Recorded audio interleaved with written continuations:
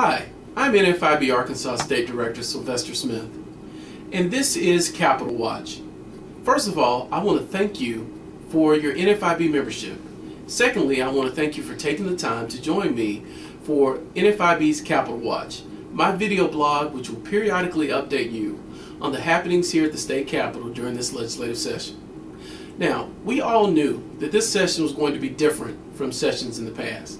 And that's because for the first time since Reconstruction, Republicans have taken control of both houses of the Arkansas State Legislature. Now, the impact has been that for the first part of the session, the legislature has focused significantly on social issues like abortion. But at this point in the session, the legislature is turning its attention to the issues that are most important to you. Now, I know from your surveys that you all have sent in that the number one issue for you is tort reform. And I can tell you, there are two proposals coming down the pike to address the issue of tort reform. Now, just as a reminder, the Arkansas Supreme Court recently overturned the tort reform measures that we successfully passed early in the last decade. So now we are without any tort reform at all. The legislature is working to address that, and there are two proposed constitutional amendments that would take the power over civil litigation away from the state Supreme Court and return it to the legislature.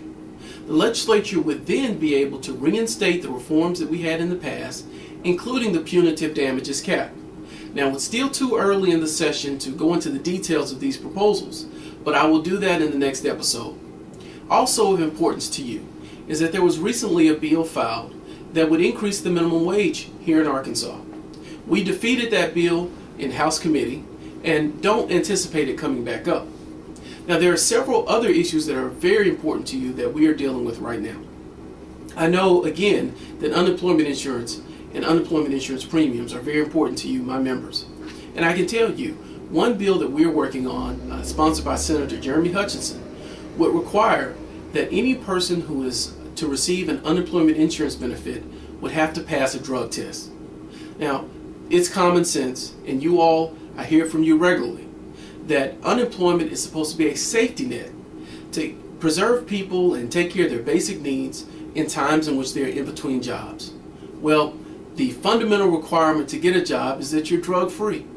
So you feel, and I agree, and hopefully the legislature will too, that in order to get the benefit, a person ought to be job ready. And to be job ready, they've got to be able to pass a drug test. I anticipate that that bill will pass the Senate Public Health Committee and pass on the Senate floor and then head to the House before the month is up. And we'll also update you on that issue in the next version of this weblog.